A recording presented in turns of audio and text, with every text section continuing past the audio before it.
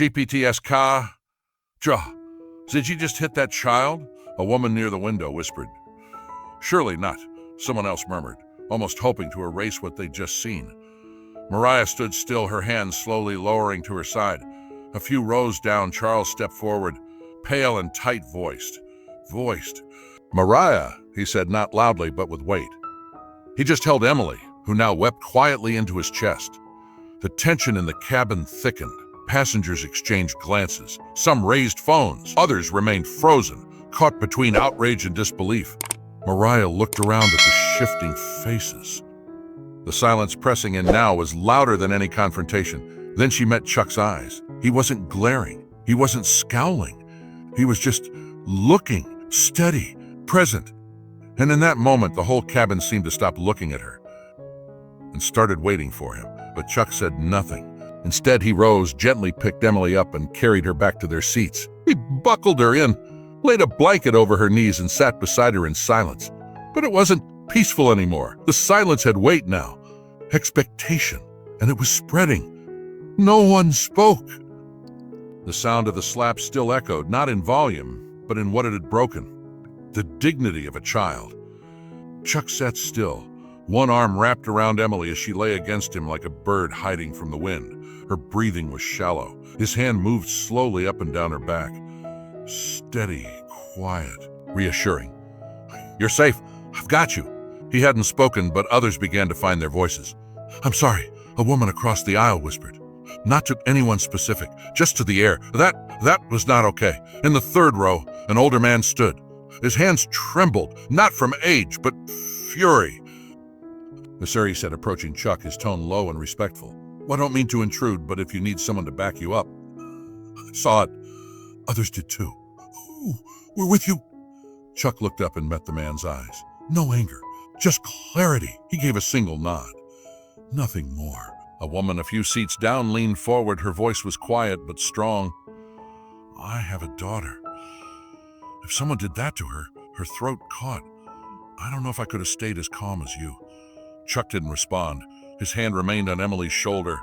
Some people don't deserve to wear that uniform, the woman added, glancing toward the curtain where Mariah had vanished. The whispers had begun. Not chaotic gossip, but controlled simmering. The little girl didn't do anything wrong. She apologized twice, so that woman just... They have to report this. Up front, Charles sat stiffly in his jump seat, fingers laced, jaw clenched. He said nothing, didn't look up. Passengers began to unbuckle, quietly, moving not toward the flight attendants, but toward Chuck. It was solemn, gentle. One man placed a packet of tissues beside him. Another leaned in. We'll testify if needed. A couple nodded silently. No words, just solidarity. Mariah had not returned. The curtain shifted gently with the plane's motion, but she remained hidden. Whether collecting herself or avoiding the consequences, no one knew. And no one went to check. Even the other attendants avoided eye contact. The flow of service had stopped. No one offered drinks, no snacks. Something had ruptured. Emily shifted slightly, still resting against Chuck's She wasn't asleep, just silent. Chuck looked down, brushing a strand of hair from her face. She's strong, Lewis said softly, but that shouldn't have to be her burden. Chuck finally spoke. One day it won't be, just 6 words. But the way he said them, every passenger nearby froze again. It wasn't a hope, it was a promise. Behind the curtain, Mariah paced the tight galley in short, sharp steps. Her heels clacked too loudly. She rubbed her palms together, still feeling the ghost of Emily's tiny fingers. She touched me. She muttered. I told her not to. Her voice was thin, brittle. Charles stood nearby, arms folded, watching. Mariah shot him a sharp look. Why are you staring at me like that? You slapped a 5-year-old, Charles said flatly. What do you think I'm supposed to do? Applaud?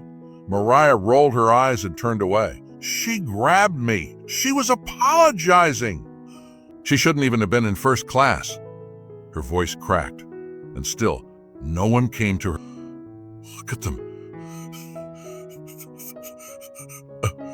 No watch unless he got on. No watch, no suit, probably some upgraded standby ticket or PR. Charles exhaled through his nose, slow and controlled. You don't know who he is. I don't need to, Mariah snapped. She leaned against the counter, arms crossed, her posture defiant. Cry on command. They know how to get crew in trouble. That girl probably learned from her mother. She doesn't have a mother here, Charles said quietly. She's with her grandfather. Mariah paused, then shrugged. Still doesn't give them a free pass to act like they belong here. Belonging isn't something you get to decide, Charles replied, steady and unblinking. For a moment, the galley filled with nothing but the hum of engines. It should have been a regular flight, but something had shifted. I'm not the villain here, Mariah muttered, the fight leaving her voice. It just snapped. And you think the passengers will forgive that? She didn't answer. She brushed her hair back and straightened her blazer. I know people. Director Raoul, he knows my work. This won't stick. Charles tilted his head. That's what you're betting on. Connections. It's always worked before. Her voice was thin. Charles shook his head. Not this time. In the cabin, the air was still thick. Rosa sat stiffly in her seat, eyes flicking back toward Emily again and again. Mr. Lewis stayed poised, alert like a soldier waiting for a command. Chuck didn't move. His hand stayed on Emily's shoulder, his breathing steady. He watched everything, without turning his head, without saying a word. No one sipped champagne now. No one touched the screen in front of them. Conversations happened in hushed tones, like everyone knew the moment wasn't theirs to disturb. In the galley, Isabella stepped through the curtain. She froze when she saw Mariah. I heard what happened, Isabella said, calm but firm. Mariah raised her chin. It was blown out of proportion. You had a child. She grabbed me. She's 5. Mariah looked away. It wasn't like that. Charles shifted but didn't speak. Isabella took a step closer. You need to go talk to him. Mariah's eyes narrowed. The grandfather, Chuck, I don't owe him anything. Then you don't understand what's happening. Mariah scoffed, turned her back. This will blow over like everything else. Isabella's voice dropped to a whisper. You don't see it, do you? Mariah didn't respond. Everyone out there is watching you, Isabella said. They're not yelling. They're not demanding. But they're waiting. For what? For how you'll respond. Mariah gave no answer. She adjusted her sleeve, pulled her shoulders back, and stepped through the curtain. When she entered the cabin again, she felt it immediately. No one turned out right, but she felt them watching. Some glanced sideways. Some stared openly. Others looked down quickly, pretending not to see. But all of them carried the same weight in their gaze. Chuck didn't look at her. Somehow that made it worse. Mariah moved slowly down the aisle, pretending to check overhead bins. Her heart pounded, not from guilt, she told herself, but from irritation. Misunderstanding. She passed Chuck's row. He didn't move, but he blinked. Just once. And it stopped her in her tracks. She couldn't hold his eyes. She turned quickly and walked on, fists tight at her sides. Back in the galley, Charles said nothing, but Isabella whispered one line as Mariah passed. He didn't say a word, but he already said everything. And suddenly Mariah couldn't breathe. The plane's engines hummed steady and unchanging, but everything inside felt heavier. Chuck remained still. Emily tucked against his chest. Her little body curled inward like a leaf in wind. She wasn't crying. She was quiet now, but it wasn't peace. It was withdrawal. She held her stuffed bunny close, gripped its ear tight, her face buried in Chuck's coat, his arm wrapped around her, firm and gentle. He hadn't moved, hadn't spoken, but his silence had become something more. Not emptiness, not surrender. A line. Rosa watched quietly from across the aisle, her hand over her chest. She didn't know what would happen next, but she waited. Mr. Lewis had shifted slightly in his seat, just enough to keep them in view, his lips pressed tight, his eyes alert. But every breath, every glance carried a message. Mariah hadn't been back to that part of the plane since the SLAP. Charles stayed near the galley curtain.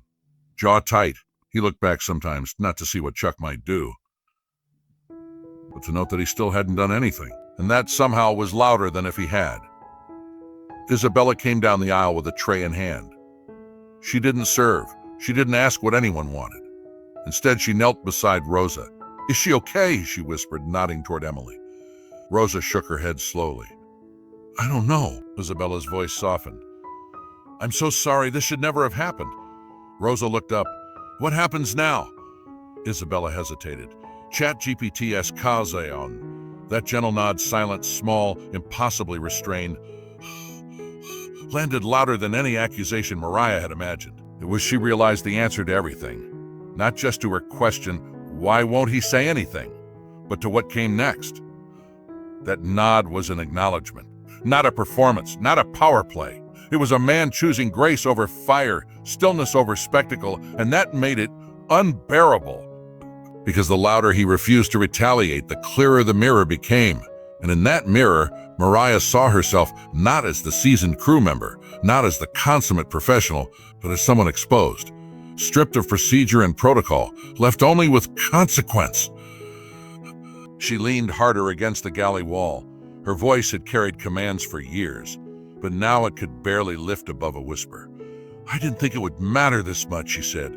Charles didn't respond right away. When he did, his voice was soft. "It always matters, especially when you think it doesn't." Outside the curtain, passengers were beginning to settle again, slowly but not indifferently. Some sat down, others remained standing, watching. Not waiting for blood, just waiting for something right to happen. A gesture, a reckoning, a human response. And still Chuck didn't look back. He continued brushing Emily's hair, whispering to her gently, protecting her in a way that needed no audience. His presence did the rest. It held the space together. It steadied it. Mariah pulled at the hem of her sleeve again, then stopped. It didn't help. It didn't help. Nothing cosmetic could help now. The damage wasn't surface level. Isabella turned slightly, watching her. You still have a choice," she said, not unkindly. Mariah swallowed. She understood. The choice wasn't about saving her job anymore. It wasn't even about apologies. It was about truth, the kind you couldn't spin. Her steps toward the curtain felt longer than they were. Each one came with a fresh weight. Her legs felt stiff, untrustworthy, but she reached the edge. Her fingers gripped the fabric. She didn't step out yet. She just stood there facing it. In the cabin, people were beginning to lower their eyes, not to ignore, but to offer space. One or two whispered softly to their seatmates. Others simply watched, and Chuck still didn't look up. That somehow gave her courage. Mariah took a step forward. Just one. The sound of her shoes on the cabin floor echoed louder than expected. Her voice trembled, but she used it anyway. "I need to say something," she began. No one interrupted. Chuck didn't turn, but Emily stirred, just slightly, and in the quiet that followed, the cabin exhaled.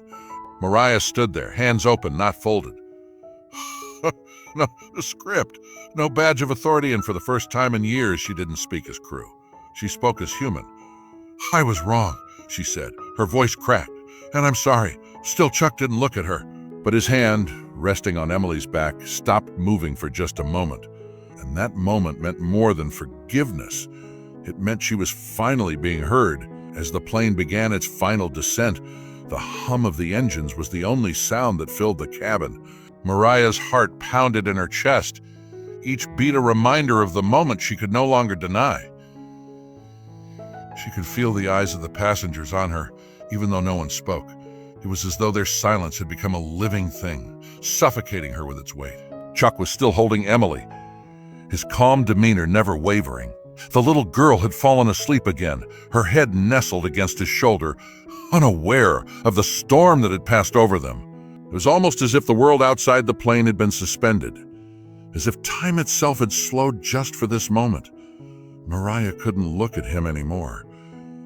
Her eyes were drawn to the floor, to the edge of her seat, where she twisted her fingers together in a frantic attempt to keep from trembling. She wanted to run, but there was nowhere to go. She was trapped in a cage of her own making. And then the door to the cockpit opened, and the unmistakable figure of Raoul, the director of flight operations, stepped into the cabin, flanked by two security officers. The tension that had been thickening in the air now felt like it was about to snap. Passengers shifted in their seats, their gazes darting from Raoul to Chuck and back again, waiting, watching. Raoul's voice was steady as he addressed the passengers, his words measured but carrying an undeniable authority. "Ladies and gentlemen," he began, "I'd like to assure you that the situation on board has been handled with the utmost care. We will be investigating the events that transpired, and we appreciate your patience." Mariah's stomach churned. She knew what was coming. She could feel it in the way the passengers' eyes lingered on her. She could feel it in the tension between Chuck and Raoul, as if something larger was unfolding just beneath the surface. But then Raoul turned to her, his expression softened, but only just. "Mariah," he said, his voice almost gentle. "We'll be addressing this further once we've landed. I've already made arrangements for your suspension, and there will be a full investigation into your actions." It wasn't the words themselves that struck her. It was the way he said them, the way the finality of the statement hung in the air like an omen. As if her fate had already been decided and there was nothing left to say or do, Chuck stood silently in the aisle, still holding Emily in his arms. He didn't speak. He didn't need to. His silence, his unwavering presence was enough. Mariah's breath hitched in her throat as she realized the truth. Chuck hadn't come here to seek revenge, to make her feel the weight of her actions. He'd simply come to hold her accountable, and that was something far harder to escape than any words could ever be. The plane touched down with a soft jolt, the wheels skimming over the tarmac with a finality that made Mariah feel as though she were in slow motion. As the passengers began to unbuckle their seatbelts and gather their things, Chuck slowly made his way to the exit, Emily still nestled in his arms. No one stopped him. No one asked for a picture. No one cheered, but there was something else, something deeper. The passengers, the strangers who had silently borne witness to this moment, seemed to share an understanding. It wasn't just about what had happened on the flight. It was about something much bigger, something that had quietly unfolded in that cabin. The idea that justice didn't always need to be loud. Sometimes the loudest justice was the one that didn't speak at all. And Mariah knew that when this plane touched the ground, it wouldn't just be the end of the flight. It would be the beginning of something far more complicated. The reckoning of a woman who had learned that silence could be louder than any scream. And as the door to the plane opened and the passengers began to file out, Mariah remained seated, her hands still trembling. She felt the weight of the world pressing down on her. But this time she didn't try to escape it, because she knew deep down she never could.